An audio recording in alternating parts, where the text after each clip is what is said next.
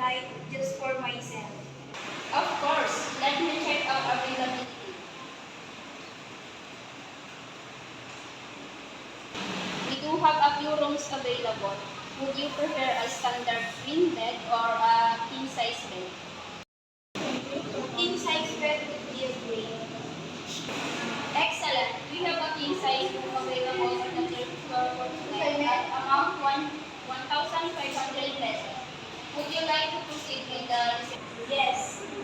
Wonderful. Just to confirm, that's a king size room on the third floor for tonight at 1,500 pesos. Could I please have your name, phone number, and a valid ID, ma'am? Here you go. My name is Annie Villarreal and my cell phone number is 0916-290-7177. Thank you. Your reservation is confirmed. Your room number is 301.